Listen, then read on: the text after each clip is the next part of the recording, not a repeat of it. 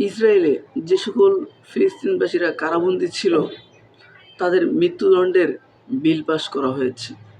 পৃথিবীর যে সকল মানুষ জুলুম, নির্যাতন ও নিপীড়নের সাথে কোনো আপোষ করেনি, যারা জুলুম, নির্যাতন, নিপীড়ন সহ্য করে নিজেদের দেশের মাটি কামড় দিয়ে ধরে রেখেছিল, যারা নিজেদের মাটির সাথে গাদ্দারি করেনি, যারা নিজেদের মাটিকে ভালোবেসে একের পর এক জুলুম, নির্যাতন সহ্য করেছে, যাদের উপর নির্যাতনের স্টিম রুলার চালানো হয়েছে।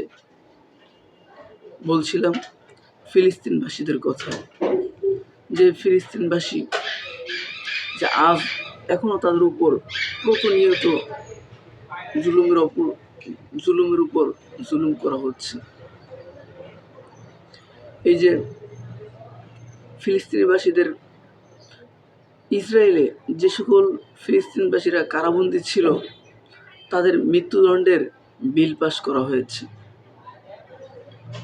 আর এদিকে আমরা সেই ফিলিস্তিনবাসীকে একেবারে ভুলেই বসেছি, তাদেরকে একেবারেই ভুলে গিয়েছি।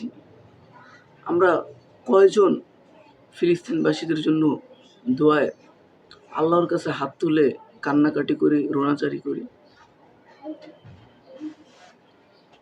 আমাদেরকে একটু সচেতন হতে হবে। আমরা তো দূর থেকে তাদের জন্য কোনো কিছু করতে পারছি না, একমাত্র দোয়া ছাড়া আর কোনো বিকল্প নেই, বরং দোয়াই একমাত্র সম্বল। তাদের জন্য আমরা দূর থেকে শুধু দোয়াই করে যাব। অর্থনৈতিকভাবে যদি পারি আমরা তাদেরকে সাপোর্ট দিয়ে যাব, কিন্তু দোয়া করতে কখনো বলবো না। আল্লাহ আমাদেরকে বেশি বেশি পৃথিবীর সমস্ত মাজলুমদের জন্য দোয়া করার তৌফিক দান করুক। সমস্ত মাজলুমদেরকে আমাদের দোয়ার মধ্যে মাজলুমদের স্মরণ করার তৌফিক দান করুক।